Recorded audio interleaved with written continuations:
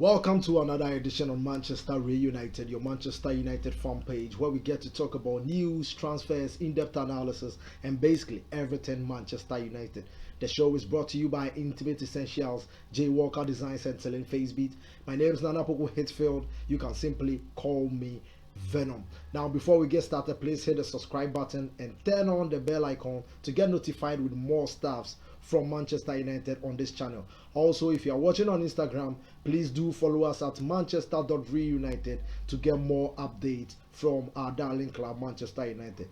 Now today I'm starting on a very sad note. Argentina legend and Barcelona legend Diego Armando Maradona passed on a few days ago, and the whole football fraternity has been grieving, and all over the world people are paying respects and tributes to the man Diego Armando Maradona. Now today I am once again privileged to talk about a great player for Manchester United. Now, from one legend to another, we can't wait for them to pass on before we celebrate them. Now we'll be talking about a very great player for Manchester United. He had two different spells at the club. Now he's one of the few players to have played for Barcelona, Bayern Munich, and also played for Chelsea, Southampton, Everton, and Blackburn Rovers. Ladies and gentlemen, I'm honored to present to you Hughes. Now, older Manchester United fans nicknamed him Sparky. Now, Hughes was born on 1st November 1963. He operated as a forward or a midfielder during his playing days and was most noted for his two spells at Manchester United, as I just said. Now, Hughes made 467 appearances for Manchester United and scored 163 goals. He won 3 charity shields, what we call the Community Shield, 2 league titles, 3 FA Cups, a League Cup, an European Winners' Cup, and an European Super Cup. Now, Hughes made his goal-scoring debut on 30th November 1983 against Oxford United in the League Cup. Now, the class forward partnership consisted of Frank Stapleton and an 18-year-old Norman Whiteside. Now, breaking that partnership was not that easy for Hughes, but Hughes quickly broke into the first team, partnering Frank Stapleton in attack, while Norman Whiteside was switched to midfield to partner Ray Wilkins. He was rewarded handsomely as he scored 25 goals in 55 matches across all competitions, as Manchester United achieved the FA Cup final victory over Everton, where he won the PFA Young Player of the Year. Hughes scored just 17 minutes into his Wales debut, scoring the winning goal against England on 2nd May 1984. Now, he went on to play 72 times for the host national team, scoring 16 goals. Contract disputes meant that he was sold to Barcelona for £2 million. Now, he stayed at the club for 6 years during his first spell at Manchester United. A year later, he was loaned out to Bayern Munich, where he found his goal-scoring touch. Now, new manager Sir Alex Ferguson brought Hughes back, which proved to be a masterstroke. Hughes was named PFA Player of the Year and was also United's joint top scorer that season, along with Brian McClair on 16 goals. A year later, he scored 2 goals in the FA Cup final to force a replay that gave Manchester United our first trophy in 5 years. Now, he was also United's top scorer that season with 15 goals in all competition.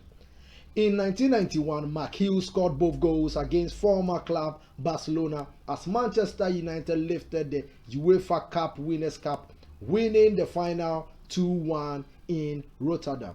He scored 21 goals in all competitions that season and was also voted the PFA Player of the Year that same season, making him the first player to win the PFA Players of the Year twice, once in 1989 and 1991. In 1992, Sir Alex Ferguson remained intent on signing a new forward for Manchester United that summer. Now, Sir Alex Ferguson's hunt for a new striker ended with the acquisition of Dion Dublin. He was injured after playing just a few matches for the club, so Sir Alex Ferguson went on to buy another forward, and with his hunt for a striker, the lack of goals saw the team slip behind in the title race. Eric Cantona was eventually signed at the end of November that same year.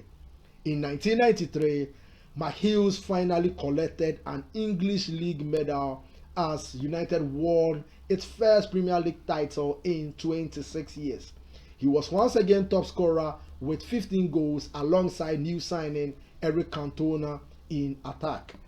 Hughes collected yet more silverware in 1994 as Manchester United won the league title as well as the FA Cup, with Hughes scoring in that final. Now his partnership with Eric Cantona in attack also went from strength to strength as he found the net 22 times in all competitions as Eric Cantona scored a further 25 goals. Now Hughes came close to winning both the Premier League and the FA Cup again in 1995, but the failure to beat West Ham on the final day of the season and our inability to score an equalizer against Everton in the FA Cup a week later condemned Manchester United to their first trophyless season in 6 years.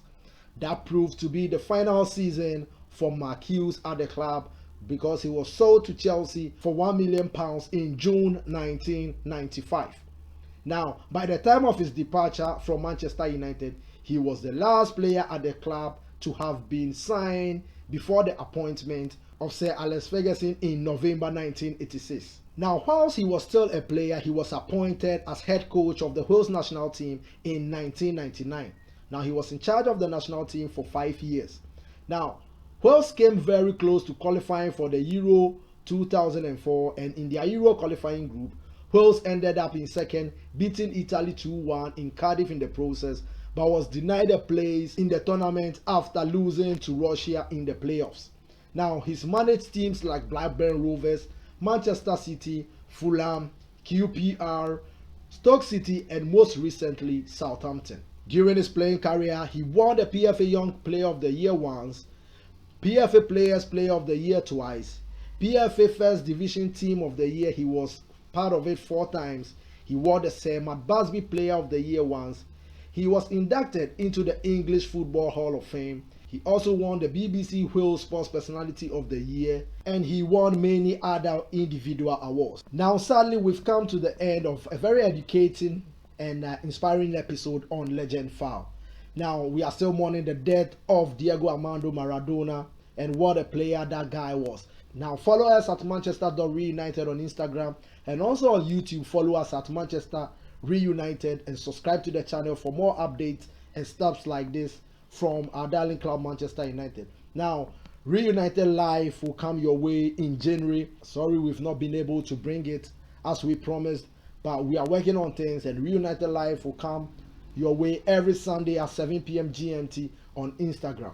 As always, the show is brought to you by Intimate Essentials, J Walker Designs, and Telling Facebeat. Now we play Southampton on Sunday at 1400 GMT, and I hope we win and are closing the gap on the top of the league. See you another time for more exciting stats and news about our darling club Manchester United. Glory, glory, Man United.